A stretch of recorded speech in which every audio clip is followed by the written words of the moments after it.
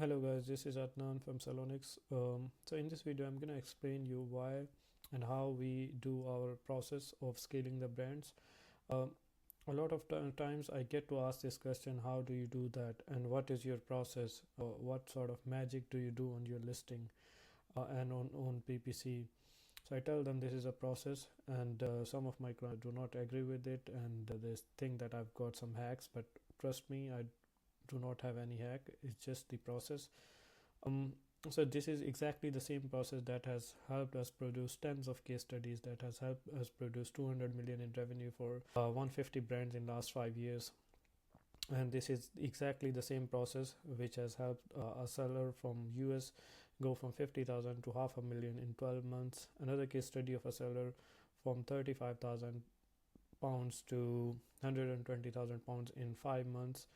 Another seller from $400,000 to $600,000 per month in 3 months. And there are many more case studies that we've produced by exactly following this document. So let's just dive into this, and I'll show you how we do that. So it's going to be a bit lengthy video, but it's worth it. So I call it Amazon Brand Growth Blueprint, from first audit to full scale growth, scale your business. So imagine turning hidden inefficiencies into profit driving opportunity. This audit is all about that, because this is not really an audit. It contains audit and then various other parts of it as well. So this is basically a blueprint for private label sellers who are stagnant to a certain number and they wanted to grow to 6, 7 or even 8 figures. We break down brand growth into 5 high impact phases. Each phase builds on the last, creating a data driven compounding growth engine. These will be the table of content. So the phase 1 will be initial audit, uncover hidden profit opportunities. This is where we set the tone as to what sort of growth can we achieve for this brand. And then the second phase is, this will be launched immediately after doing the first phase, because we call it damage control and fixing, stabilize and optimize performance. So I've seen in many accounts that as soon as you start doing audit, you just cannot wait for the results of audit. You have to make immediate changes into the account, because there are so many bleeders into the account, which is costing the sellers money, and those bleeders could be for various reasons. Then phase 3, research, planning, strategy, execution. So this is a lengthy phase which takes a few weeks to make sure that every implementation has been done on the account, and it takes some time based on how big is the account for the execution part, and then collect the data. And then the fourth phase is record keeping and reporting. That's where we start getting data and we start seeing results, and then we optimize the performance based on that data. And then the last phase is operational support. Sustain it for a longer period of time. I strongly believe if your PPC is not giving you organic sales, there's a whole lot of improvement needed to be done. And then, so let's just start with the overview of 5 phases. So the first is initial audit, review listing, ads, branding, and help to set the performance baseline.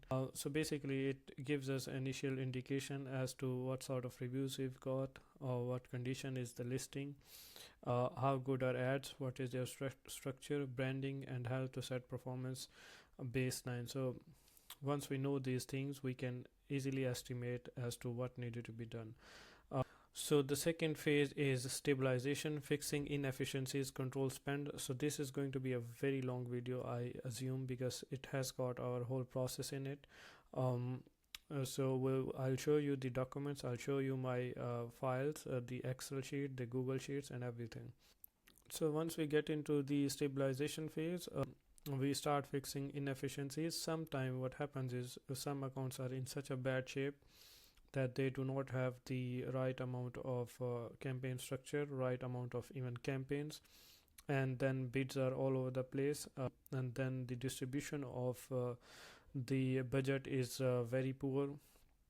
So immediately we go in and fix those, and sometimes it happens, I would say 3 out of 4 times sellers start seeing results within first 2 weeks, because we fix the immediate things that needed the utmost attention. We move on to the third phase, which is execution phase. Builds a data-driven campaign through research and competitor analysis. This takes a longer period of time, and it's worth it because as you start executing these points, you start you don't see the results immediately, but you start seeing the results after some period of time. But those results are those results stay for a longer period of time. Those are sustainable results. And then the fourth phase is reporting, track performance daily, weekly, and monthly for continuous optimization. So we are a strong believer of tracking the performance because if you whatever you're doing, if you're not recording it, you do not know what sort of changes you need to make in the future. And then the final phase is operations, ensure catalog, inventory, and account stability for sustained growth. This is where you start looking at the profits. Again, this is very subjective, account to account it varies, but on a general rule of thumb, this is where you start moving towards profitability or your long-term goal, whatever it is. Some sellers still wanted to scale aggressive and get more revenue, and some sellers wanted to sort of get more profit. So that's when we decide as to what direction we need to take. So again, these 5 phases is built for private label sellers, ensuring every step is data backed, aligned with their brand goals, and designed to scale profitably. So these 3 terms are very important: data backed, brand goals, and designed to scale profitably. These has to work together. So first we need to know what are your brand goals, then we need to see what sort of data do we have. Let's just say if your brand potential is only for $500,000 per month, and then you are expecting it to go over 1.5 million in next 3 or 6 months. If data does not say that, we tell them, okay, this is where we can get to, and if you wanted to expand further, the cost of it will be higher. So at a certain point, you can scale profitably without increasing your ACoS or TACoS. But let's just say once you hit the ceiling, you have to expand onto the other pointers, wider markets to sort of capture the market and build your brand around those new audiences. So that's how all of these has to work together. So let's dive into phase 1. So every engagement starts with a deep audit to define the current baseline and uncover key improvement opportunities. So what we do is we start with the listing copy audit, PPC advertising audit, branding and graphics audit, account health audit. I do understand some sellers have their separate teams, but since we do we like to be onboarded for full account management, because eventually it goes back and forth with the content team, with the graphics team, to create the sort of content that will convert on Amazon. So everything has to go in line with PPC advertising to make this a success. So we dive into all of these separately. Together these provide a 360-degree view of brands' marketplace presence. And then the outcomes of these is identify where money is leaking and where scale is possible, uncover competitor strategies and buying behavior patterns, detect PPC inefficiencies, highest visual and branding gaps for strong positioning. So all of these has to go in line with the PPC just to make it work. Let's dive into listing copy. So listing copy is basically where sales are made. So PPC brings in the traffic. Everything that comes onto your listing can be a potential buyer, but the way you present your listing, that drives the sales. So a product copy is your brand voice. Assess how well it communicates value and drive keyword visibility. So if your brand value is, so for example, I get this a lot from the sellers. They wanted to sell at a premium price, but their listing does not reflect that. So when a buyer comes, if I'm on their listing, if I don't feel the premium feel from their listing, I won't be able to buy that.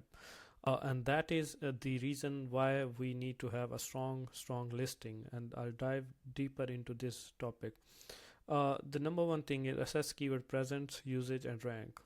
So the keywords has to be in the listing. You do not want to stuff the keywords, but you definitely wanted to have right amount of keywords with the benefits and with the SEO as well. review competitor listing and customer feedback for insights. So what you need to do is you need to will go deeper into this as well. So how we do the listing optimization is we understand the customer pain points, we extract all the possible reviews, FAQs, and then understand what are the pain points in the in this particular category. So if you're selling a supplement category and let's just say you're selling magnesium, then you need to see what customers are complaining about, and then you translate that complaint into a solution in your listing copy in the form of graphics and in the form of listing copy, title, bullet, description. But at the same time, you have to make sure that your listing your product quality also matches what you're saying in your listing. If you don't do that, you will get negative reviews. But if you do not write these things into your listing, you won't answer the customer pain points, so you will have less conversion and less visibility. So all of this has to make sense for customers in order for them to purchase on your page, because customers are always comparing it with other of your competitors, and that is exactly what's written here. Evaluate how listing perform on the digital shelf against competitors. So everyone is comparing your listing with others. If you're not providing solution, they will look for someone else. So this basically is the BSR KSN and competitor view. If you can see from here, these are some data points. So for example, last month's sales for our product is 593. Competitor 1 got 8,000 units sold, 2 got 1,700, and 3 got 1,900 units sold, and that all of that with the higher price, if you can see here. So why is this competitor selling at a higher price, and why so we'll have to see different aspects of it. For example, reviews. You've got 283 reviews, which are very less as compared to the other people who got number one person got 14,000, number 2 got 642, number 3 got about 1,800 reviews. So this is a one data point that we need to understand from this particular report, and we'll utilize this information and club this with the other data points and see what can we do better. You can also see from the rating as well. Our product has got lowest rating, which is 4.3, but other has got more than 4.4 rating. Your listing score is much better. Our listing score is much better. Others do not have that sort of listing score, but this is subjective. But the real problem is the reviews here, 283, which are far less than other competitor. But this is again, you have to combine all of this with the other data points in order for them to make sense. This alone cannot decide the fate of your listing. So basically, then we analyze the title and bullet points individually as well. The reason for that is we need to know what sort of issues can we identify and improve in the bullet. So for example, our product has got 181 characters, 200 up to 200 characters is a safe limit. That is basically what Amazon recommends as well. Amazon recommends the shorter title. If you look at our competitors, they got 44 characters. The second one got 117, third one got 42 characters. So that shows their listings are not optimized. They're only making more money because they have got loads of reviews. If they improve their listing, they can have a massive improvement in their traffic and visibility and conversions. So this is what it shows. This data shows like what needed to be improved in the title, bullets, etc. So the next step is analyze the competitor title, competitor bullet points, and assess the bullet points for clarity, structure, and persuasive messaging. One thing, you have to make sure that they highlight benefits effectively while supporting keyword visibility. So the thing that you don't want to do is that you've got a lot of benefits in your listing and there is no keyword visibility. And then the other extreme is you've stuffed. I've seen a lot of sellers, they think that if they stuff a lot of keywords into their listing, they will have a higher visibility, higher conversion rate. You might get visibility, but you won't get conversion rate. And at the same time, if you're stuffing keywords and your keywords are all over the place, you will have a less visibility as well. So you need to make sure there is a right mixture of keywords and right amount of benefit written in the bullet points. And another thing is, those benefit could not be just any benefit that you could feel. It just cannot work. It won't work. Excuse me. If you're just putting some random benefits into your listing, it will have a negative impact, because you are not putting the highest free solutions that you gathered from the reviews and FAQs of your potential customers. I'll come down to that later in this document. So this is basically a keyword rank analysis of two products, and this tells us a good story that this has got 283 reviews, and this brand is doing 385,000 in revenue per month, and this got 1100 reviews and doing 823,000 dollars in revenue per month. Now the situation here is pretty opposite as to what you're seeing here. So this person is driving most of his sales from PPC. As you can see, 156,000 keywords searches have been ranked in top 10, and this person has got 14,000 searches ranked in top 10. So this person is basically driving has got strong organic presence. He's got 15,000 searches ranked in top 10, and this has got 6,000. So this one has got strong presence, and that is why it's doing 385,000. But this one has got strong PPC, and that is why it's doing 823,000. Now there could be a whole lot of different picture on the back end. This probably is maybe this brand is driving external traffic. This one is only relying on Amazon traffic. That we don't know. But what we know from this picture is this brand has got organic ranks, and that's why sales are good as well. So for both of these, there are opportunities. So this analytics tells us which competitors are winning through ads, which are winning organically, and where our opportunity lies to balance both.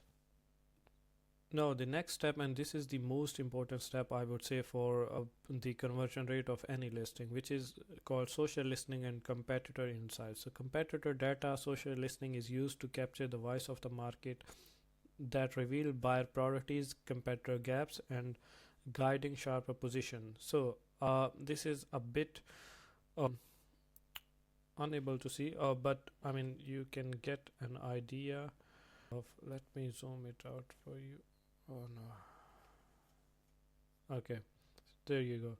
So if you can see from here, you've got negative feedbacks and hardly smells. So you've got all the negative feedbacks from you've got 117 negative feedbacks, and if negative review rate is 5%, you've got probably around more than 1,000 reviews that we scrapped and get this data.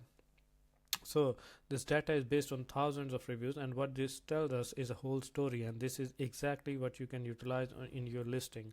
So it says hardly smells is 25 people are complaining that it hardly smells, and then scent disappears quickly, which is the same thing but different wording, and 40 people have been complaining about this. And then 13 people says the bottle is cheap. So this means this is the frequency as to how many times they have complained about this, and this is actually their feedback. I mean, not actually, but you get what I'm saying. It's basically the crux of their feedback. So this again tells us. So now you've got the data. What are the problems in the category? And then positive feedbacks. I mean, smells good is got 38 positive feedbacks, but what you need to do is you need to understand the negative feedbacks, and then use that negative feedback for the improvement of your product quality. That's priority. And then you have to highlight those negative feedbacks as a solution to your buyers. So once you add them as a solution to your buyers, they will exactly feel they wanted to buy this product. So it will connect with their emotional buying, and then they will eventually a purchase will be made, because it's basically what you're saying on your listing is what they're feeling inside. So that is how you will have a higher conversion rate as compared to the others. If you just follow this negative feedback, provide them as a solution into your listing, and then At the same time, you have to make sure you add the keywords as well. Okay, so whatever I've explained you, we always make the Google Docs. I'm gonna open that and show you what sort of things that we do. So we do data. This is data sheet for the whole sheet. We do keyword analysis, review analysis, social listening, ranking analysis, market research, and strategy timeline. So let's just dive into the keyword research. So so basically this is these are the total number of keywords used. These are the keywords with high search volume and low competition. If you do not want to sort of go aggressive in PPC, these are the keywords that you wanted to use. Okay, so these are the keywords have been used in the listing 921. So these are historically the keywords that have been ranked for this particular product, and then the competitor one has got 1690 keywords used in their listing, or they have been ranked somewhere for these number of keywords. The second competitor got 1900, the third competitor got 2100, 2200 keywords, and these are the top searched keywords that they've got ranked on. Having a search volume of, let's just say, 90,000, there's huge search volume to get ranked. If you're ranked on a keyword with the 90,000 search volume, you will be making a lot of sales. And this also shows us like the competing products. Like on this particular keyword, there are 7,000 products competing. This keyword has got 20,000, and this keyword has got 182. So you wanted to sort of rank on this keyword. So this is a basic sheet that gives us a bird's eye view of what others are doing. So this is again a listing copy audit that we've discussed before, but this is a detailed one. As you can see, there are a whole lot of details, and then you can see the title analysis, SNLS analysis, and then description analysis. Does the seller have got A plus content? Yes. How many images have we got? 4 images. Competitor 1, 3 images. And then compared to 2, 7 images. Use of keywords, minimum usage in our listing. 1 has got usage, 2 has got less usage, 3 has got less usage. So EBC, they've got, all of them have got EBC. So this is image analysis, like how many images each listing has got, their pixels, their main image background, and then they've got video on it, any testimonial uploaded in the seller video, suggestion for improvement. So this all information is very useful to predict like what is happening in the niche and where the gaps are. So this is the thing that I was talking about in the previous a few minutes ago, and this is the frequency, and this is the feedback of the seller. I think we've gone through this, so let's jump onto the ranking analysis. So this sheet we have gone through it in the details, but this is a bit more in depth. So you've seen the data at this point.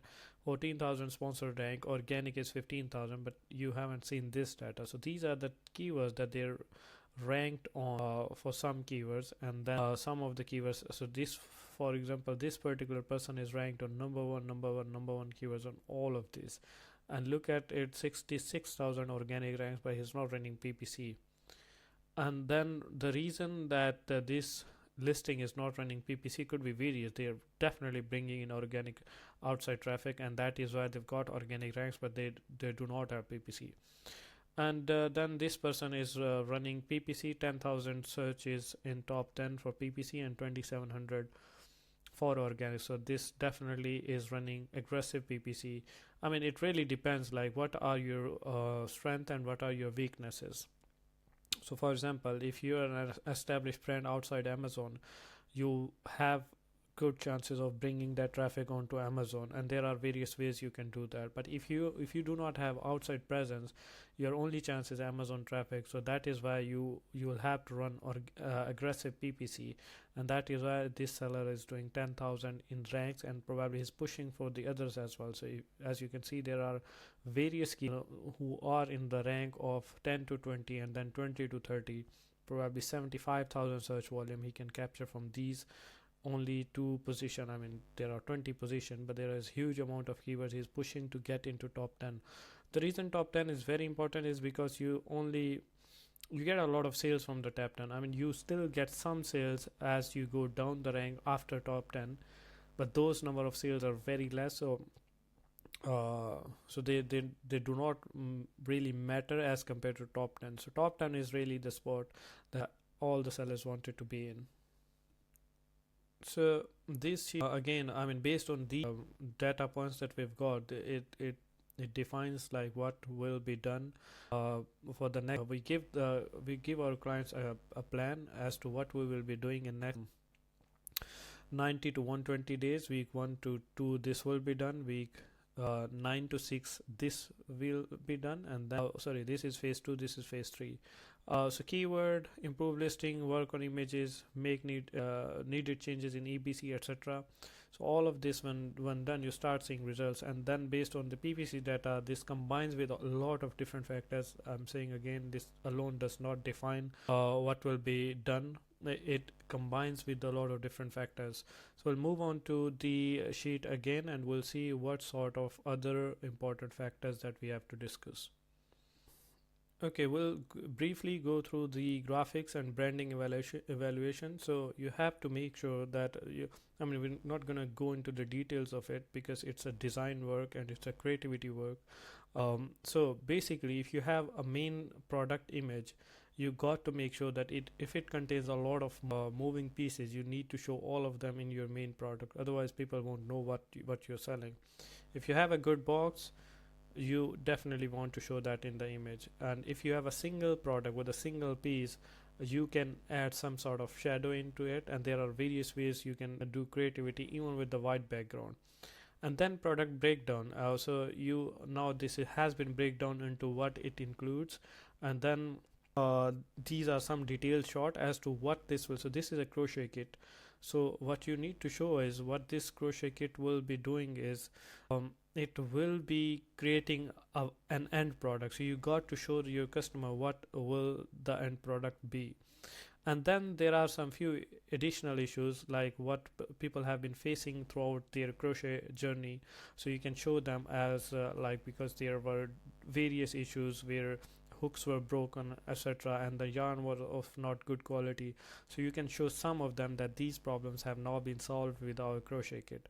And then a value addition. It could be value addition do not have to be a big thing. It can be a small thing, but it has to be of some value. So for example, this bag is of value, or this box is again a box, but this bag is of value. So you can highlight that, and then it will have an impact. And then the other thing is project example. So you need to show them, they're buying crochet kit where they will be crocheting their sweaters or their caps or whatever, but you have to show them what will be the end product. Otherwise they won't feel like, if you're showing the end product, they will like to buy your product more as compared to when you're just showing the product features. So it has to contain main image with the solid attraction in it, and there are various features that you can use in it. And then product benefits, product features, product ingredients, the end product, what will be the end result of this, and then any problem that it is solving, any issues that they have been facing recently have been solved in this product. So this is that. Now the other point is brand story, brand consistency. You have to make sure that you're using consistent colors in your whole brand, and it has to have emotional connection with what you're showing and with what the story has been written. It has to have a unique value that is relevant to your product. And then engagement, create an engaging graphic that draw the customers in. Message integration, integrate a key brand message seamlessly. Authenticity, has to be authentic brand. It should not be a copycat brand that most sellers use.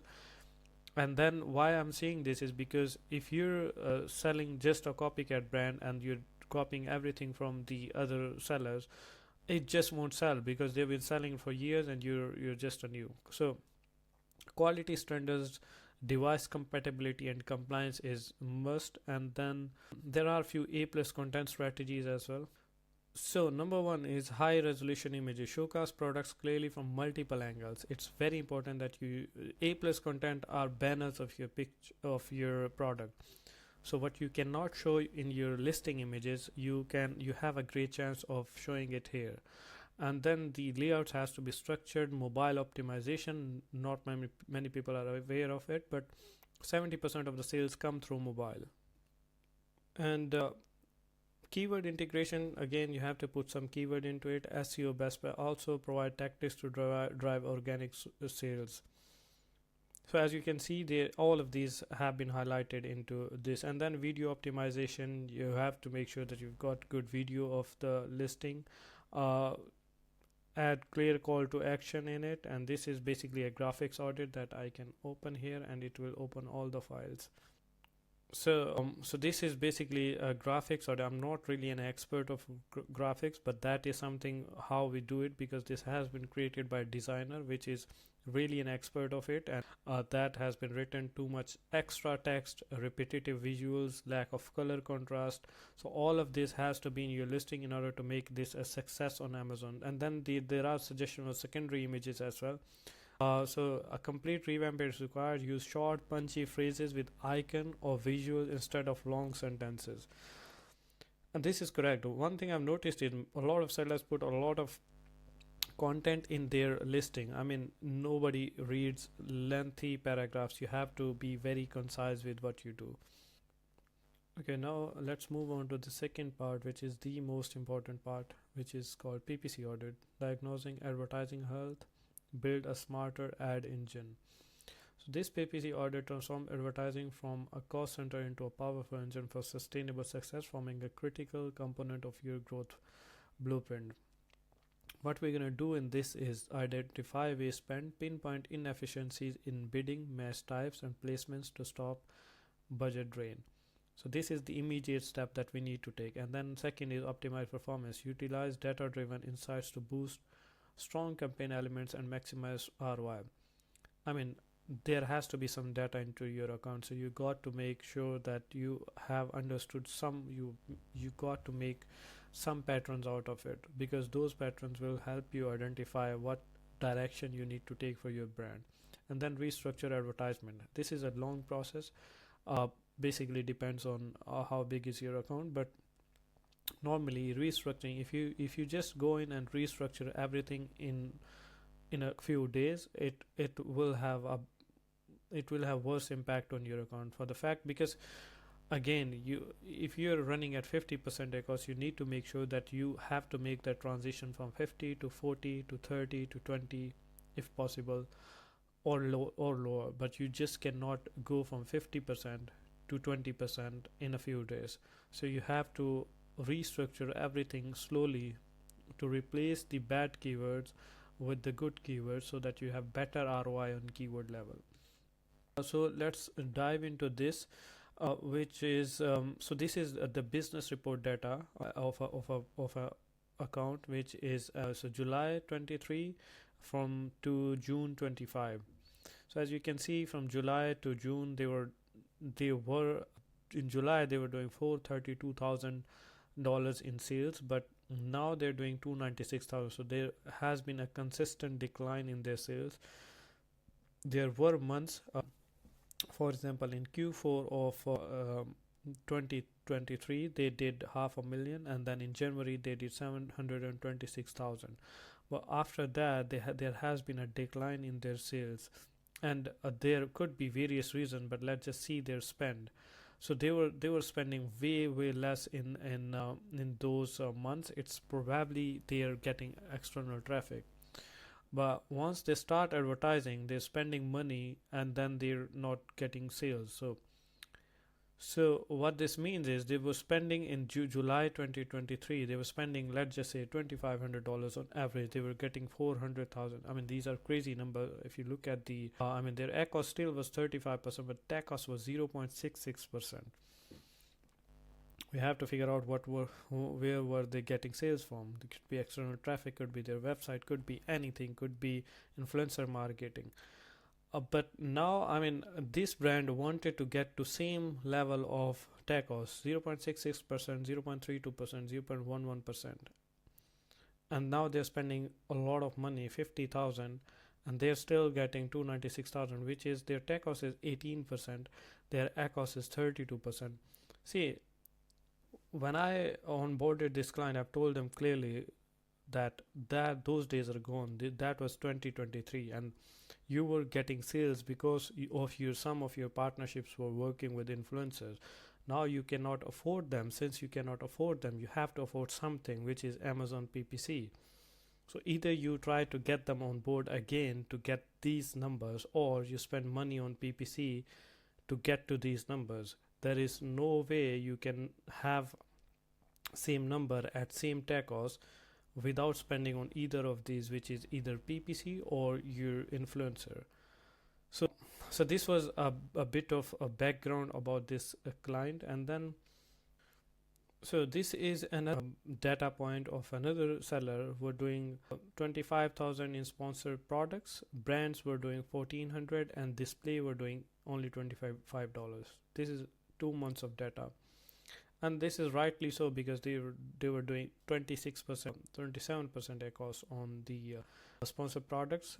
Their conversion rate is pretty good. There's 95% of the spend is driving 98% of the sales of the whole account. So this is good, but I would say they have to expand something on sponsored brands, because this is an untapped opportunity, and then sponsored display as well. But this again has to go in line with their vision, their goals.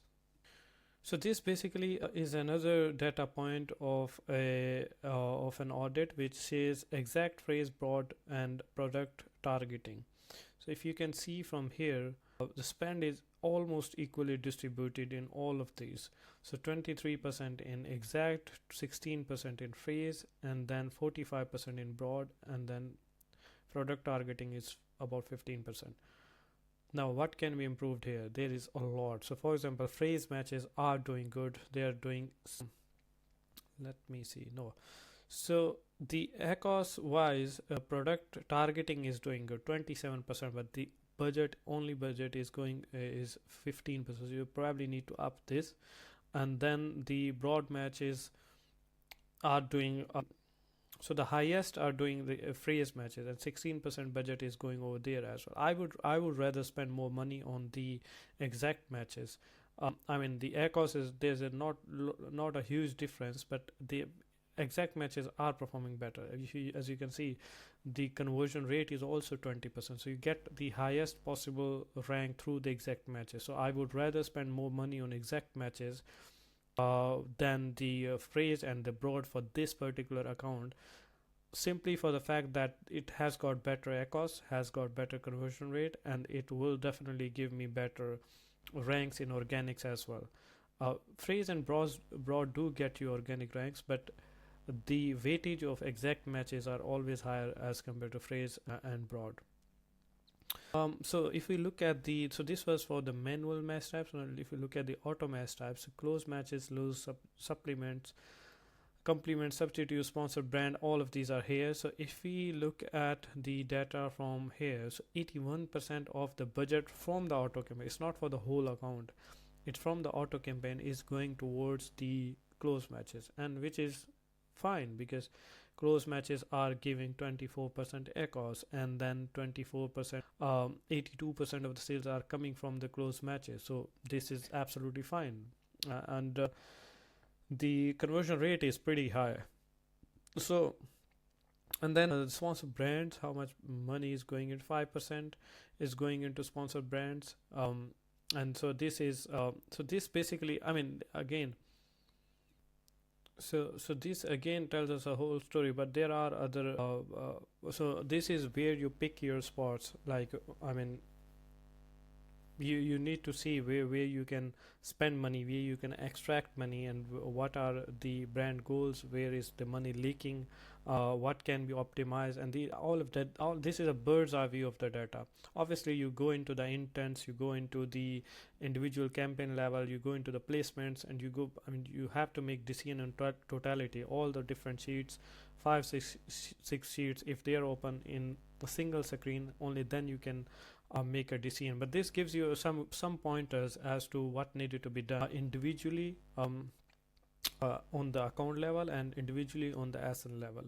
And these are other campaigns as well. There are a whole lot of different variations that you can create for yourself, opportunities you can create for yourself if you have the data organized in a manner. And then so this is SKU level performance evaluation. So now what this there's a whole famous rule, 80 to 20, like 80% of the revenue comes through the 20% of the SKUs, which is correct. But again, 20/80 is fine. It's just a suggestion. It's just a phrase that is used very quite often, but it, it it doesn't need to be correct all the time. What you need to see is, so these are, we've written dummy numbers of the SKUs here, but anyways, this data is absolutely genuine and accurate. But what this tells us is on the SKU level what we need to do. For example, spend, so this SKU is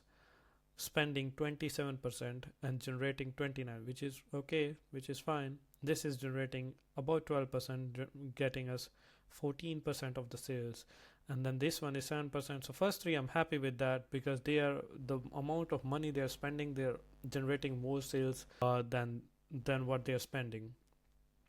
So we'll have to find opportunities here. What needed to be, what do we need to do in order to scale the account better? So this one is 1.91% is spending on ads and driving 1.57, which is a very less number.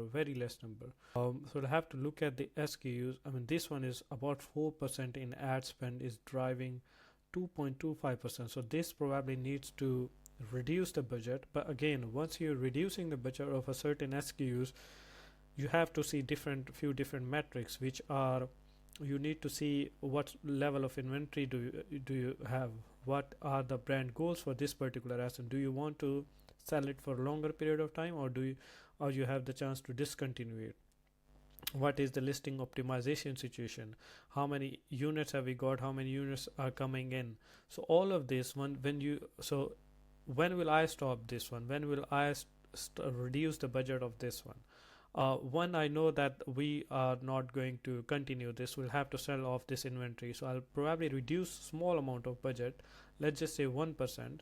So if you reduce 1% of this, it's gonna be, so 1% of this is gonna be $250 or something, which is not a big amount of number. But this is how you can utilize this 1% to feed it to someone who's generating good results. For example, this one is at 12%. So you can increase the budget of this one to 13%, or maybe squeeze something else from the other SKUs. For example, this one is 2% and giving 2.7% and giving sales of 2%.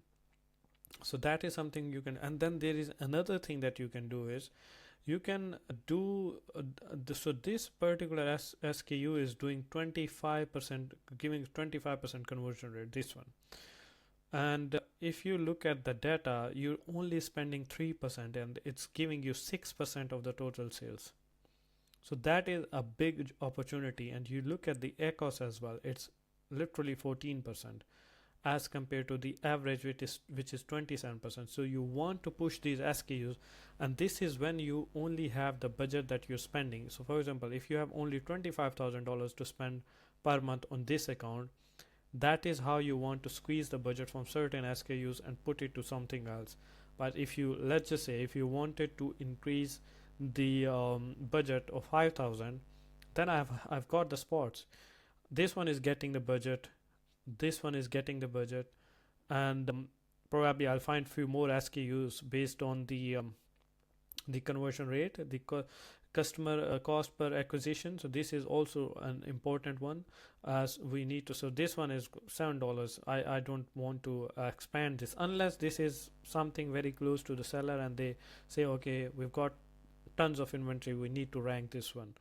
So this SKU level data gives us a good indication on what needed to be pushed and what needed to be stopped. Now, this is another sheet that we create to see. So we create the segment. So for example, you say, okay, I ideally I want it to be under 30% or 20% ACoS. So we create this sheet to see where are we bleeding money. So for example, anything the campaigns who've got over 60% ACoS, they are spending 5% of the budget. Campaigns from 40 to 60, they're spending 15%. So 20% of the budget is already wasted. And then there are campaigns, 72% of the campaigns have got 20 to 40%, which is also a big number. You only got 8% of the campaigns who are spending less than 20%. So you need to see what are the patterns in here and what are the patterns over there as well. So first step has to be convert as many campaigns from 20 to 40% ladder to under 20%. But the reason for that is once you start graduating these campaigns, there's a big number of budget, which is 72%.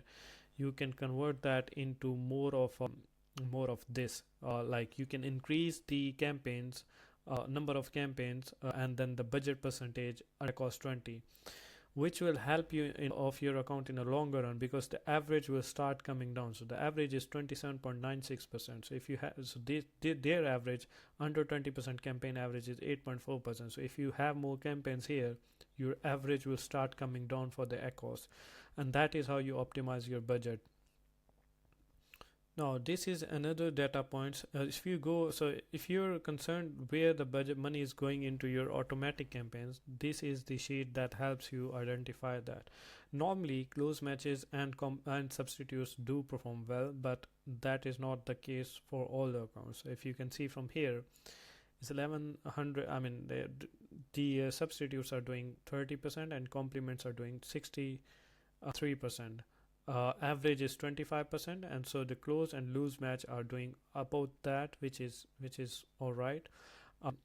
What I would do here is, I don't think there needed there's a lot that I can do here, because close matches are doing well. If I look at the conversion rate, the close matches got 24% conversion rate, 24% conversion rate, and lose matches also got 15%, but the CP cost per acquisition is 2.76 to 2.52, which is not a lot of difference. So what I would keep it as it is. What I would do is I would squeeze some budget out of the substitutes and I try the category targeting. So let's look at the manual match type performance. So in this manual match type performance, what I can see is the most budget is going into broad match, 45%, and it's giving us 43% of the sales. And then the second best is going into the 23%, which is exact matches, giving us 24%. I mean, again, there's an equal distribution of budget. So whoever is getting the budget, they're generating equal amount of sales. So let's just say if I'm getting 45% here and my sales are only under 40%, then something needed to be optimized here in the broad matches, because it at least has to give the same amount of sales. So 45% should be 43%, 44% is fine. But that's that. And then if I look at the acquisition cost, there is a big similarity. I mean, this does not happen normally unless your account is very optimized. So this is what you get when you're optimized. This is how it looks as in total: 3.13, 3.67, 3.46, 3.30, 2.95. This is very, very close to what we are getting for the account. So the account average is 2.95. This phrase, the manual type average is 3.38. Conversion rate is 17, 20, 17, 16. Yeah, there's literally not a lot that you can do. Again, you have to find another ways, but this looks like it's been optimized the right way. Now, the most important part of the Amazon Seller Central is the placement data. You do not have direct control of where your ads will be shown, but you still get some sort of indication. So let's just see. So 31% percent budget is going into top of the search, generating 71% of the sales, and then 45% of the budget going into the rest of the search is doing only about 6% in sales, and product pages are 23 to 21%. There's a huge gap. Like you should be appearing either on top of the search or on the product pages. Rest of the search is making a huge mess in terms of the sales. So $11,000 in spend. So basically, you want everybody wants to be on the top of the search. Premium position with highest visibility and conversion. Rest of the search is mid-level visibility, often higher spend but low efficiency. Product pages is placement where you get a lot of traffic. The CTR is very low. Conversion rate is very low, but you still get a lot of traffic. But the problem is everybody wants to be on the top of the search. You cannot be on the top of the search all the time. You can be, but you have to pay a big price for that. So you have to optimize your PPC accordingly, that you eventually pop up on the other placements as well when you are not on top of the search. And again, some sellers only focus on top of the search, but there is a good money in the rest of the search as well.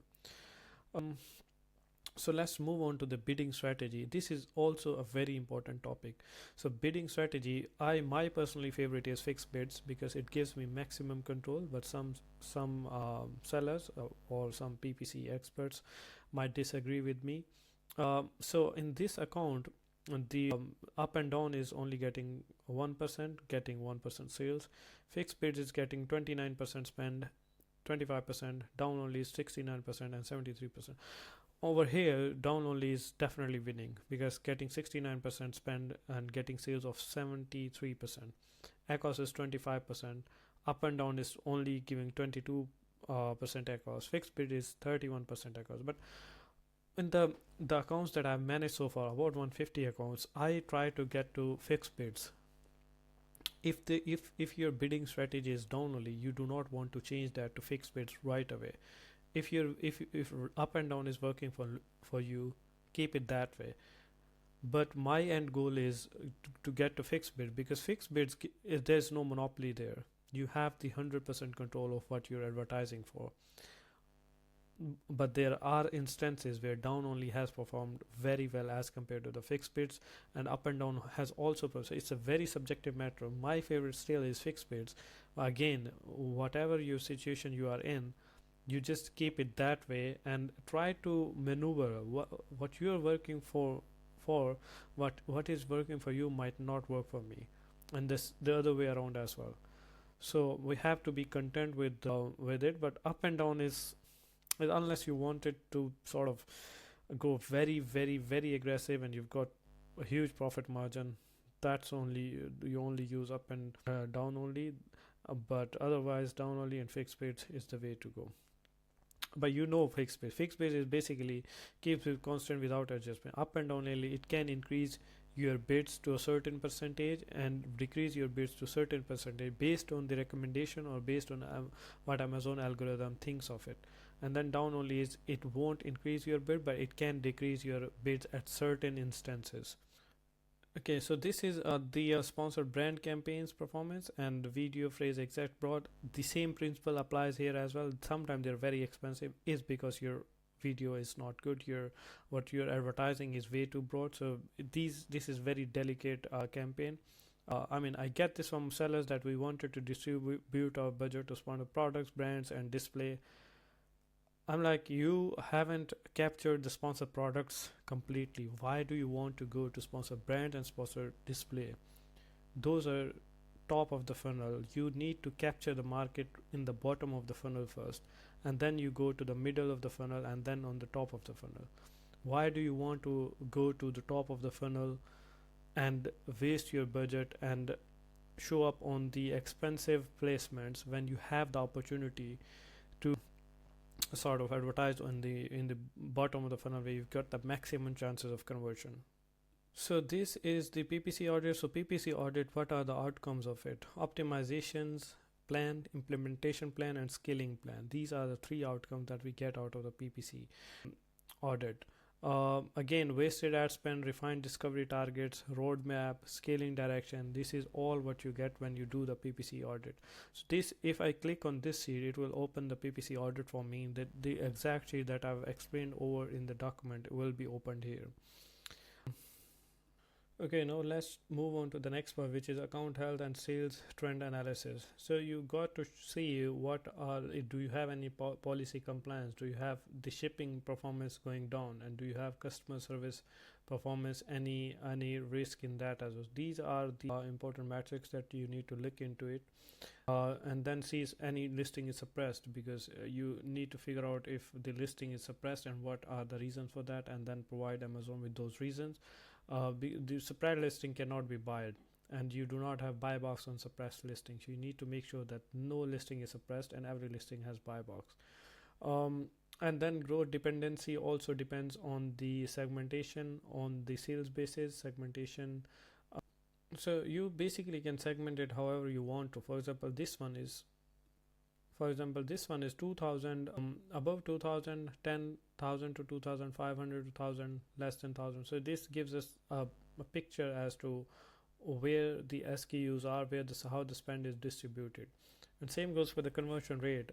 If you have you can segment them on the basis of conversion rate. This gives you an indication where SKU is converting highest and what is their sales share, what is their unit percentage share, etc., etc.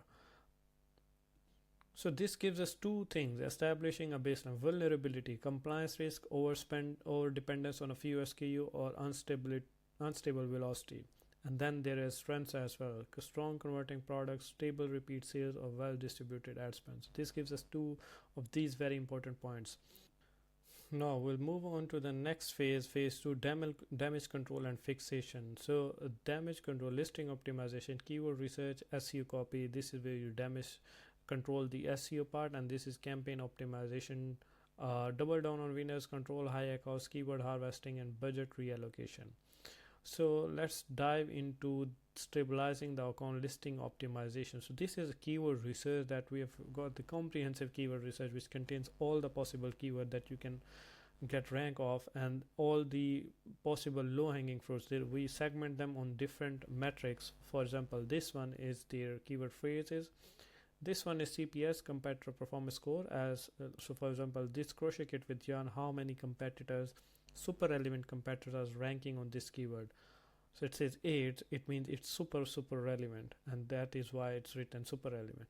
And then intent, what is the intent? So crochet kit is a product and yarn is the intent. So why are people searching for this keyword? So crochet kit with yarn, so yarn is the intent.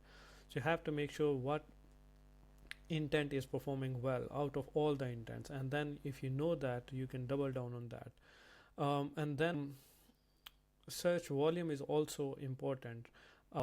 Intense search volume, relevancy, and competitor performance score. And this is also, I mean, there is a huge sum of data that you can, I mean, this keyword research is the basis of whatever you do on Amazon, because it's a market which you search for any keyword and then you get to the listing of it. If you do not show up on any keyword which is super relevant to you and you do not show up in top 10, you do not get sale on that. So it's very important that you have right amount of keywords in your listing, your title, your PPC, and make sure to get ranked on those keywords. Okay, then you move on to the listing copy development, which says ensure there are no spelling mistakes in the copywriting, avoid formatting errors, ensure the copy complies with Amazon policies, include at least 3 highly relevant keywords with the good search volume in title, keep the title to 185 to 200 bytes. And then there is the explanation for A plus content, description as well, and these are all important steps that you need to take in order to optimize your listing, because otherwise you will be running PPC on high CPCs, and high CPCs will cost you more money. It will increase your ACoS, and that is something you do not want. So make sure that your listing is optimized. And now we look into some of the campaigns. So for example, this is a top performing campaign. These are the top performing campaigns of a particular account. And you see the ACoS is 25, 24, 26, 20%, and then these are high ACoS campaigns. You need to flag these campaigns. If you do not do that, it will keep costing you a lot of money. And these are I mean the way I look at it is, if I have campaigns which are giving me 29 ROAS and 14 ROAS and 11 ROAS and 8 ROAS, why do I need to spend money on the campaigns which are giving me hardly 2 ROAS? So you need to double down on the winners. Top performing and best ROAS campaigns are efficient. Keep these active, gradually scale their budget. So, and there are different ways of how you can increase the budget on these campaigns. You just cannot go and increase the bids. It has to be strategic. Otherwise, you will keep inflating your CPCs and your conversion rate will exactly be the same. Okay, now let's get into some simple steps, which is control high ACoS. So identify high ACoS campaigns with 40 to 50% and make sure that these are the type of campaigns you're not looking to rank on those keywords in a longer period of time. If you want to rank on those keywords, I would not advise to reduce their bids. You have to increase the bids on them even if your ACoS is 40-50%. But if you do not plan to rank on those keywords, you definitely need to negate and pause and the unprofitable campaigns. The reason why I'm saying this is because PPC is not that simple, that if the campaign has high ACoS, you just go in and reduce the bid, and if a campaign has low ACoS, just increase. It's a virtual assistant task. This is not a PPC task. So you need to understand the larger picture, which is to get the rank. So again, what are your goals? Based on that, do this. And then, for example, these campaigns are doing good. So 2300 spend, 8500 sales, ROAS is 3.59. And then this next campaign is 24%, 18%, 20%. So these are good campaigns. CTR is very good, 4.5 to 1.5. So you wanted to keep those campaigns, but what you also want to do is duplicate these. What's working? Why is it working? What intent are you seeing good results on? And once you figure out, so the intent is really an in-depth game. If you just figure out which intent is working well, you can change how you manage your PPC, and you can change your the fortune of your account. So this is keyword harvesting and segmentation. Foil trays. So this system is dominating in these two campaigns, and then these are the other systems dominating in each of these campaigns. So it gives you an indication as to what sort of intent is performing, and you can literally amplify it. And obviously there's a way to amplify it as well. You just cannot have an intent and copy an intent and paste it in another campaign and it will start giving you 10 ROAS. It does not work like this. You could literally mess up both of your things, the previous campaign and then the new campaign. It has to be done with a strategy, and that strategy obviously is to move slow. Now the other point is blocking irrelevant or non-converting keywords, so ad spend is not wasted. This has to be a rule of thumb. If a keyword is not relevant to your product, even if it has got one click, you just need to negative it right away. There's no better way I can emphasize this on this, because this is the major problem that we see in the accounts, that there are no negative targeting. So you have to literally go in and negative target a keyword which is not relevant, even if it hasn't got any click at all. Because even if it got click and you got 100% conversion and that keyword is not relevant to your product, I would still negative it even with 100% conversion rate, but it's not relevant. So that is something you need to do. And then there are bleeding systems as well. So for example, chilling survey tray is at 50% ACoS, 5% conversion rate. It has it has given us 40 orders, but it's not worth it. You need to find better targets, and just so that you could. I mean, this one has got 178 clicks. You're getting sales on one sale. You're getting after 90 clicks. It's not worth it. It's draining your account. So you need to make sure that no campaign go to this level that you have to wait 80 clicks. I mean, this should have been paused or this should have been negative targeted when it's at 30 clicks, 25, 30 clicks. And you to save your budget of $89, this budget can be utilized to any campaign, any of these campaign or any other target which is giving you, let's just say, a 4 ROAS. So $89 spent here have given you $52, which it could have given you $450 in sales. So you haven't lost $89, you have lost $450 in sales. And this is a good number. Like probably $1,500 you have wasted. So $1,500 should have given you $6,000 in sales. So I look at it that way. So $6,000 sales is wasted because you have lost money on these targets. So 6,000 is your revenue wasted, and let's just say if your margin is 15% or 20%, so you have easily lost $1,200. So in $1,200 of net profit, you have lost it by only these targets which you haven't negative. So yeah, this is that. And then the budget reallocation is also very important part. Now the exact thing that I've explained, a shift spend away from high ACoS, low return campaign into best ROAS and top performing campaign, puts on high return campaigns, ensure every dollar is working towards profitable growth. Now if you look at this, you can easily see these are bleeders. They are not giving you, they are not getting you anything. Like ROAS is 0.2, 0.19, conversion rate is rock bottom. So these are the campaigns. I mean, they've got easily good spend of money. I don't know, $1,500, $2,000 spent. So control the wasted ad spend. Underperforming campaign ad groups or keywords are paused, bid adjusted or negated. This prevents spend on irrelevant clicks and redirect budget towards profitable terms. So this is exactly what I've explained.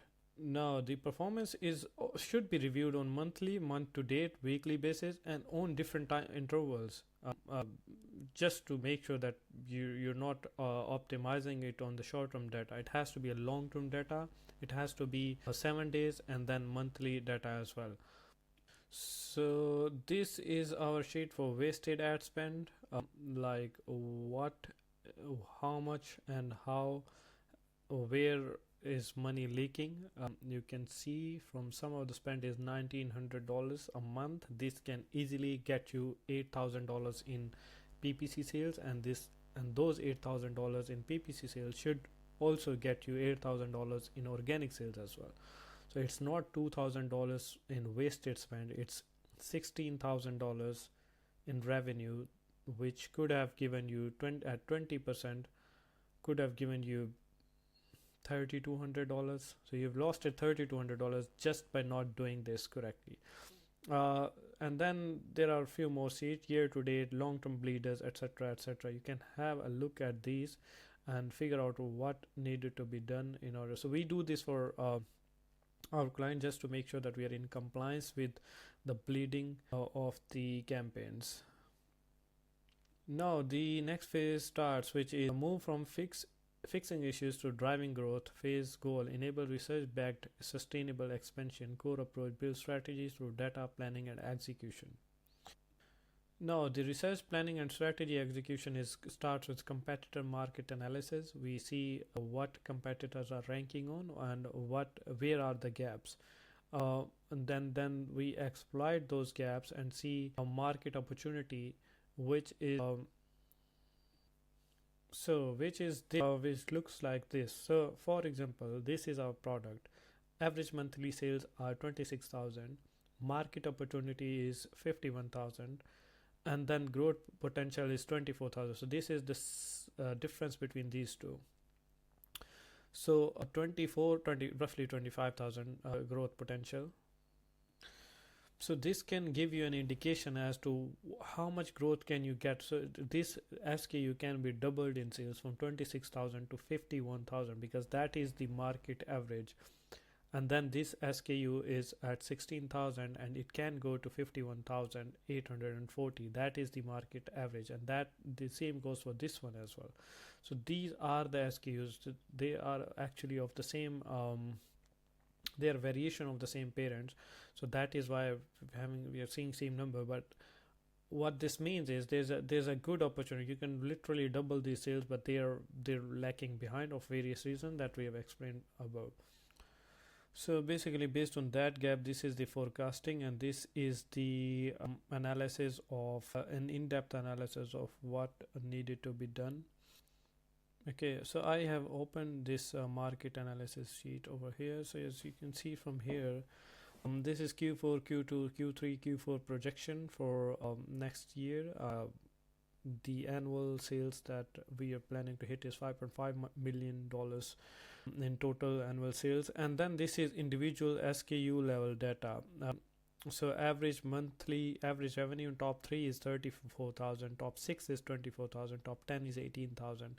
These are the average reviews, these are the average units sold, these are the average prices, fulfillment type, and then yearly revenue of top 3 is 200,000, top 6 is 140. So this is for one particular SKU. And this is our essence is doing 26,000, 630, sold 1,200, price $22, fulfillment FBA. So if we compare that to our market, then we can get to know, okay, where do we need to be, what needed to be improved, how much more volume can we capture in this market. And same goes for the other SKU. This account has got so many SKUs, so these are the similar data of the other SKUs as well. As you can see, top 3 in this particular SKU is doing 34,000. Our SN is doing about 16,000. So in order to get to top 3, we will be doing, obviously number 1 will be doing much more, number 2 will be doing a bit less, and so that is how it's going to go. But this gives us an indication as to how much revenue can we capture for this particular brand, and so does the other SKUs as well. So that was that market positioning. And then so this is basically the keywords data, CTR, conversion rate of the market, conversion rate of our brand, what is the difference between our brand and what is the difference between the conversion rate of top competitors, etc., etc. And this is how we check the cannibalization. So we have to see if this keyword has been targeted. So this keyword has got a good conversion rate for our brand. Has it been targeted in exact phrase or broad? No. So we will be targeting this keyword in this, because if it's getting organic sale at 10% conversion, we want this keyword into the sponsored products as well. And same goes for the other keyword. So this keyword is being targeted in phrase. These keywords are not being targeted, so this keyword is targeted in phrase and phrase. So, and this is a small snapshot of what we do for the cannibalization. So we do run the whole analysis just to make sure that if the keyword is not being targeted in different campaigns at the same time and competing against our own product and increasing and resulting in increase of CPC. So this gives us a good glimpse of what needed to be done for the cannibalization. Okay, so this sheet is basically for the evaluation of a certain category. So for example, piano key label is the main keyword. We need to see what are the stats. So search volume is pretty low. Top 10 I was doing only 14,000. Second 10 I was doing 1,500, and so it's pretty low. 5K reviews got 3 sellers. So this helps us to penetrate, to see the depth of the market, whether or not we are just expecting too much from the product or not. So this helps in that. And then so this is another product, search volume balance. We check that demand isn't overly dependent on just 1-2 keywords. So just to make sure that if a particular product we have launched, it has to have a spread of keywords. It should have a good 30-40 keywords that we can rank on, and super relevant, and good amount of semi-relevant or relevant keywords that we can rank on. If it's dependent, if 70-80% of the search volume is dependent on 1 to 2 keywords, you've got very less chances of success, because everybody will be advertising on those keywords. So for example, if you look at this particular report, it says There are 29 keywords in super relevant. They've got 3300 search volume, and that is 12%.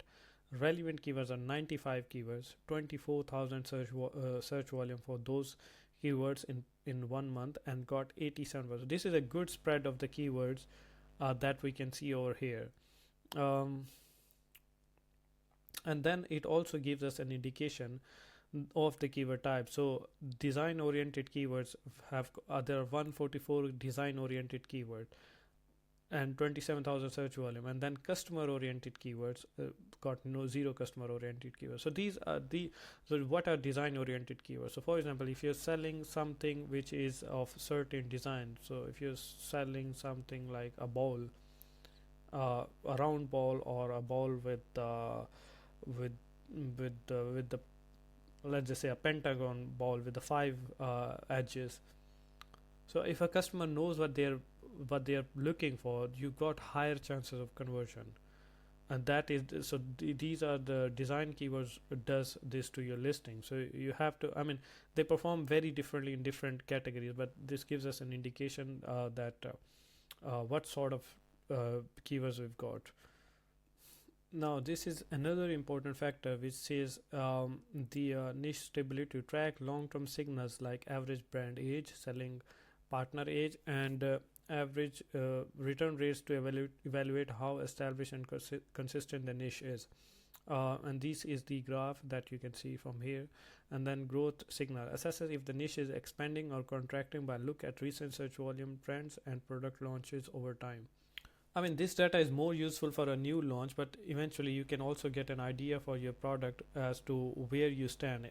Are you in at that point of time where your product category is declining, because there is always a decline in the product category because something else has replaced that. If you're in that category, you might want to change your strategy or add a differentiation. So this is relevant to that. And then also you can see country wise data, who are the sellers and where are they from. So if you can see Chinese sellers, they've got 133,000 revenue, so 95% of the sales are going to Chinese sellers, which is a red flag because you just cannot compete with them in terms of pricing and all.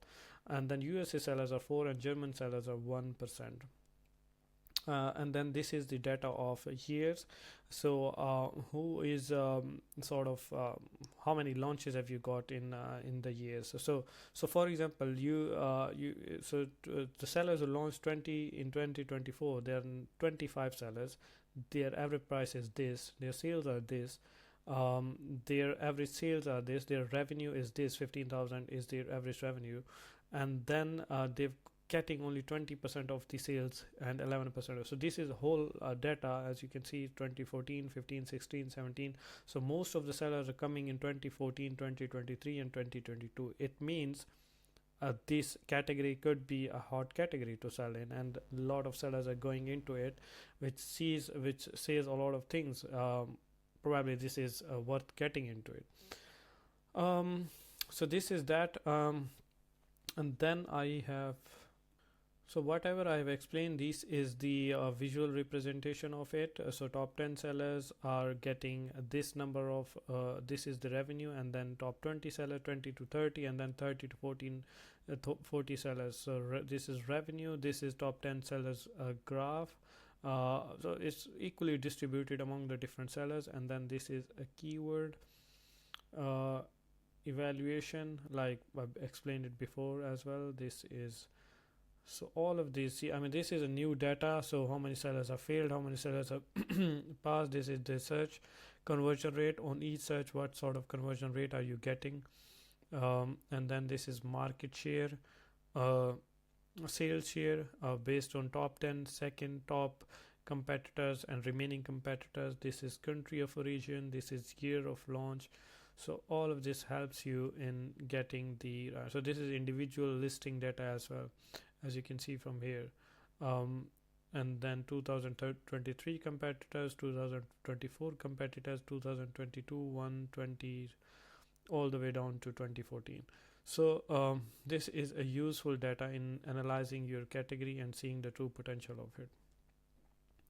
Now, previously I've explained that keyword research is the most important foundation of private label product scaling on Amazon. But you will see from here, um, if you can see from here, is the dominancy of each SN in this particular category, which is insulated water bottles. And then super relevant keywords are 1%, relevant are 26%, low relevant are 7%, irrelevant keywords that are on this product are 2%.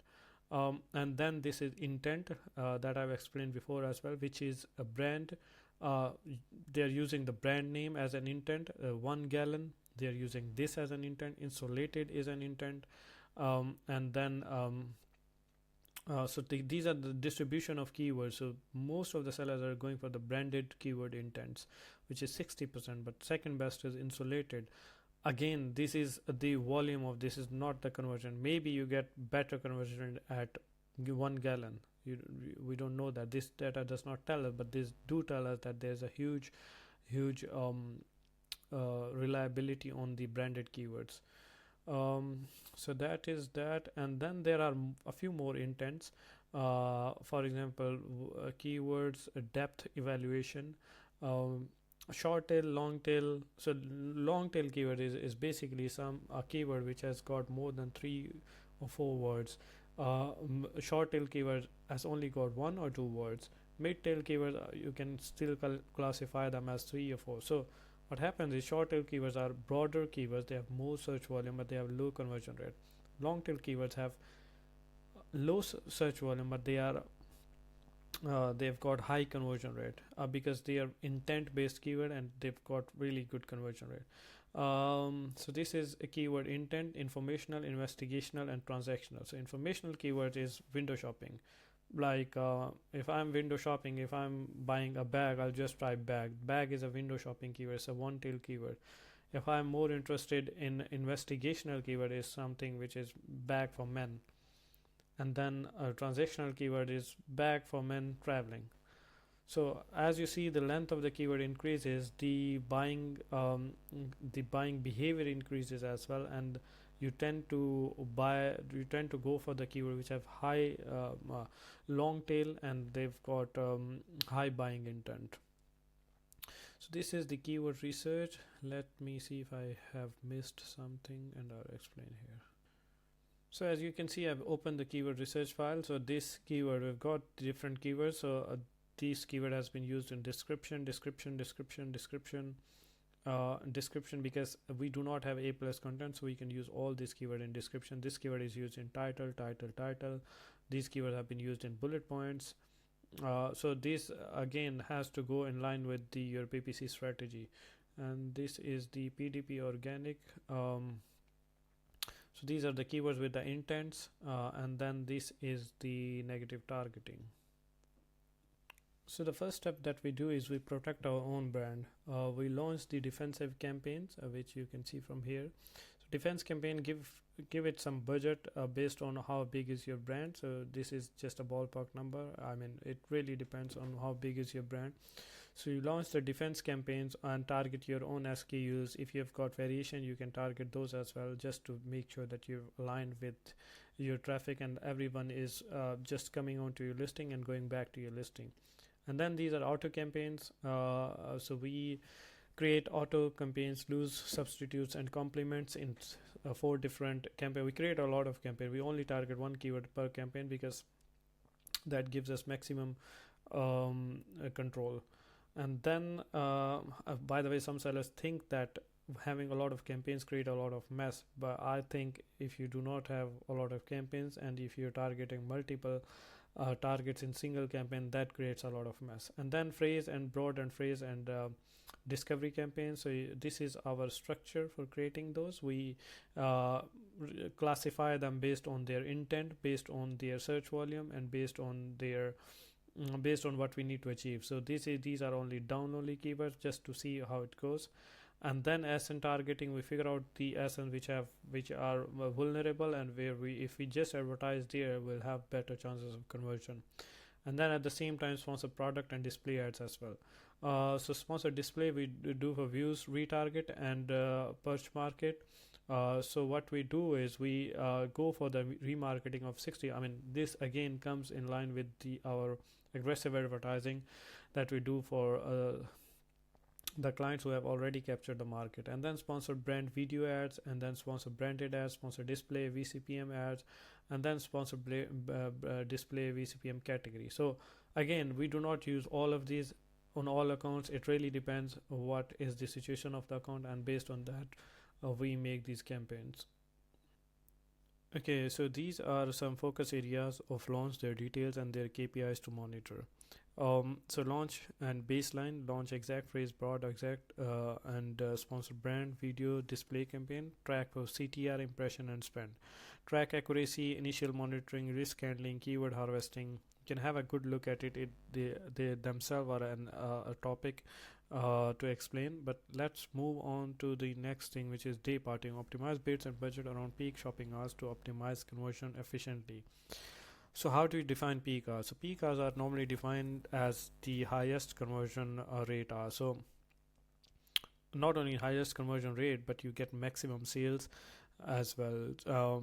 And then you try to give more budget on those on those times, and reduce the budget or squeeze the budget at times when you are not when you're not converting well. So this is basically a sheet which says Monday, Tuesday, Wednesday, Thursday, Friday, Saturday, Sunday. So this is weekend performance and this is weekdays performance. You can see this, there is a whole lot of red from after 7-8 p.m. So you wanted to reduce your budget in these particular hours.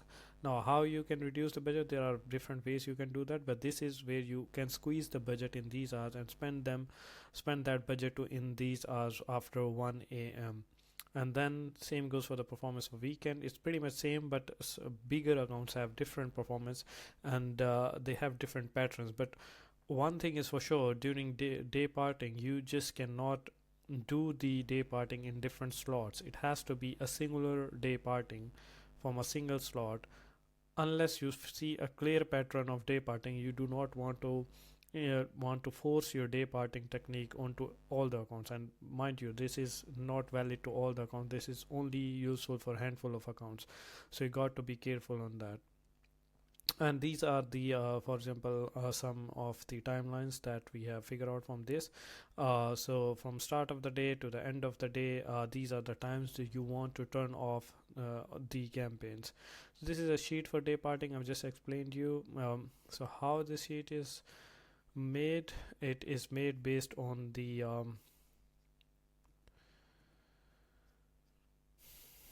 so this sheet is pretty much made on the things that I've shown you. So this is keyword tracking. So for example, track the rank sheet for core keywords.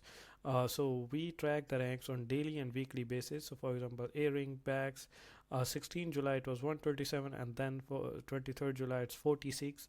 So the keywords that are ranking are here, then the keywords that are de-ranking are here, so we know exactly what is working and what is not working. So for example, if we wanted to, so this air stitching balm has got search volume of 1200, and we want to rank on this keyword, we'll have to push the ads on this keyword on certain placements.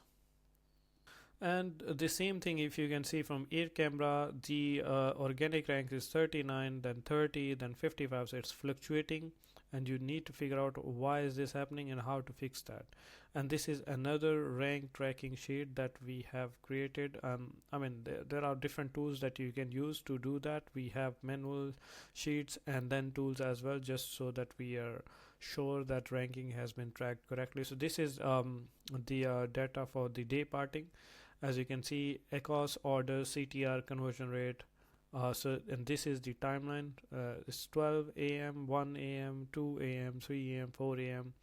And these are the numbers. One order at, so let's just say at 11, from 10 to 11 a.m. we get 31% ACoS, 3 orders. CTR is this, conversion rate is this, ACoS is this, orders are this, etc. And then you keep combining this data. So imagine if you've got the data of quarter 1 for whole of your account, and then if you've got the data of quarter 2 for whole of account, if you've got data of, I mean, day parting, you just cannot do that. You can at least do that for 60 days back in time, but you cannot do more than that because Amazon does not provide all the data. But if you have this, you can literally accumulate the data and make massive changes to your PPC strategy based on the yearly data or the quarterly data. So this is that, and this is rank positioning that I've just explained you. So that is that, and then the phase 4 is record keeping and reporting. So transparent reporting is crucial for data driven strategies, and that is how we do the daily record keeping. So this is Monday, Tuesday, Wednesday, Thursday: spend, sales, total sales, ROAS, orders, clicks, impressions, CTR. So this is, we do that on account level just so that we are aligned with what's happening in the account, and we have to make sure that nothing is missed. So for example, ACoS trend is almost green. We had a one bad day on 16th of August is 59%. If this pattern continues, let's just say if you've got 59% and then again 45% and then 35%, we need to figure out what's working, what's not working. Because if you see the data on daily basis and start panicking, it won't work. You have to give it some time, at least 2-3 days, just to see if it was just one bad day. If the pattern continues, something is wrong, you need to fix that. So this gives us a bird's eye view picture of any account, and you get CVR, CTR, CPC, ACoS, TACoS, Delta, everything you can see from this one sheet. So if you just have got this one sheet, and you will know like what is actually happening in your account. And then the same data you can see from the tools as well. So this is a tool that we are using. So 20 September, 21st September. So all of this data that is here, you can also see here. Profit margins. So on this account, we're doing $9,000 per day. So this is that. So, and the TACoS is this, profit margins are this, profit margin from sales is this, profit per unit is this, etc., etc. So this is also useful to track the performance. This gives us an indicator. So this is a weekly data. You can also see the monthly data. We also have a sheet for daily data, monthly and weekly data, just so we are in compliant with everything. So this is a weekly sheet for products, and then their child SN, then their parent SN, and then their product level data. This is useful for us to identify if the product starts. So this is for, let's just say, from 4th to 10th August. This is from 11th to 17th August. So you can see if the performance of one SKU was better last week, now it's going down. We have to see what is wrong, and then we go through all the sheets and see what starts. So again, PPC is not only seeing the data from advertising console. It has to be done through the sheets or whatever tool you're using. If you're just optimizing through advertising console, this is a VA task. You are not optimizing it the right way. And then this is monthly reports. So this is also one of the account that we started from January, 23,000 pounds, and then August we hit 114,000. That's 5x growth in 7-8 months. And you can see the ACoS here, you can see the TACoS here. You can see these are the sales data. So sales 58% increase, then 89%, then 3%, then 19%, then 4%, then 3%, then 21%. So month-over-month sales increase and decrease. This is month-over-month spend increase or decrease. So everything is in glance view here. And then we've got Delta reporting, which offers comparative analysis across the periods to evaluate what worked. So track changes. So this is basically what has changes. So spend, ad sales. So what was the spend on previous week? What was the spend this week? And what is the percentage of changes? And same goes for the month. So we can distribute it in different part of the data. So you can have it on the weekly basis. You can have it on 10 days interval for the month, and you can use it however you want to. But this is also important to see what sort of changes are we seeing in the account. And this is the link to the sheet here. Okay, now this is a snapshot from a tool. This gives us an indication that what are our brand share and what are the market brand impression and market impression, brand clicks and market clicks, brand add to cart and market add to cart, and brand purchases. So we are, for this particular lesson, we are only doing 0.13% of the market share. And you can imagine if you just get to 1%, it's going to be a huge jump. And So this is the conversion rate. My brand versus market. CTR is higher, add to cart is lower as compared to market. This gives a pretty good indication as to what needed to be improved. So conversion rate is a lot lower, so probably something is wrong with the pricing, or maybe your listing copy or listing is not good enough. This gives us an indication as to what needed to be improved in the listing. And so this is basically the funnel performance, market CTR, brand CTR, the visual representation shown in the form of data. And these are the same thing that I've explained. CTR is outperforming, lower add to cart, funnel performance by search query, and so this is based on the keywords data per keywords. What is mark purchase share? What is brand purchase share? Brand add to cart, etc., etc. This is also a screenshot from a tool. Okay, this is a visual representation of the audit that I've shown you. So this is basically sponsored product videos. So this is basically spend, sales, and ACoS. You can have a good look at it. And then the sponsored product video brand ads. This gives us a distribution as to where the money is going. So 94% in sponsored product ads, giving us an ad profit of 35,000 is not bad. And sponsored video ads only 5%. And their ACoS is 13%, probably something to explore, but this is a bird's eye view of that. And then this is ad placement performance. So this is basically whatever I have explained to you. This is a good visual representation of ad placement, and you can always read the data out of this. This is match type visual representation, just to see that where money is leaking, where we can spend more. So for example, this one is 38% and percentage of sales are 74% in automatic targeting. And same goes for the other metrics here. I've explained it to you. And then so what the purpose of this is, again the same, find the gaps and see where the money is leaking and where we can advertise. So this is the keyword and search. This is a cannibalization sheet. You can write a keyword or find a keyword here and see where are we targeting this keyword. Are we targeting at all or not? So for example, this women compression socks we are targeting in sponsored product phrase and sponsored brand video exact matches. So we have to be very careful that we do not want to target a single keyword in different ad types, and then they are competing against each other, causing a higher CPCs and making us pay more to Amazon. So this is organic sales performance tracking. So advertising sales are 78,000 and organic sales are 34%. So most of the sales are still advertising sales, and this gives us an indication as to what is going on in the account. So now so that was the reporting part, and reporting part is basically for the seller to see either visual representation or the data representation of their account performance, and just to take them on board with whatever is happening, whatever the growth is. So that is that, and then move on to the next phase, which is sporting operations.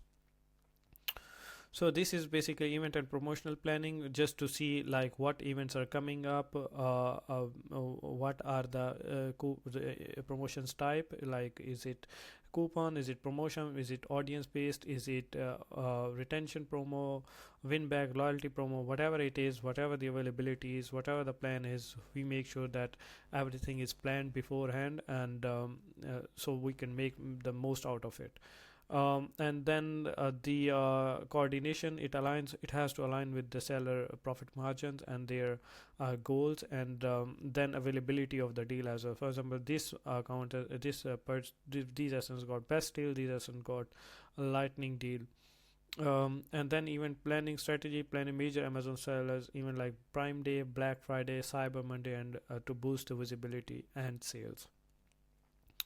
So this is the data of the product name, and this is the current FBA inventory. This is the inventory analysis. Like, do we need the inventory? Days of supply is 53, and total lead time is 60 days, and then daily average is 17. So we definitely need the inventory, and this one we do not need the inventory. So this is also communicated to seller beforehand, before the busy period starts, that this is how much we need in order for us to keep going with the PPC. And one thing is, if you get out of stock, and this is very common, if you get out of stock, you have to do most of the things from the scratch again. By when I say from the scratch, I mean is you lose ranks. You have to start with building the ranks again, and you might have to now build the ranks at a higher CPC. So that is the risk you don't want to take. And also Amazon penalizes you to build the ranks again. I don't know, but it happens. Like, if you're starting, if you coming out of stock for 15-20 days, then you tend to struggle on building the ranks. So this is basically account health support, case logs, any compliance issues, certification issues. We obviously get the certification from sellers, and then chat with the support to fix the issues if there are any. So yeah, and these are the case studies that we have produced, and this is it with the document. I hope it was helpful. I hope it was useful. I have explained literally everything from 0 to 100, from A to Z, about my process, about my structure, about how we produce the results, and that there is the reason that we have managed to produce these results is because of this exact framework that we use. Now again, my final remarks are, everything explained in this document is not always utilized for all the accounts, and you just have, there are different pieces of the puzzle. You have to combine those together in order to make it a success. But this was the total information that I've got, and I explained that in the process. I hope this was helpful. I'll see you in the next video. Thank you so much for watching.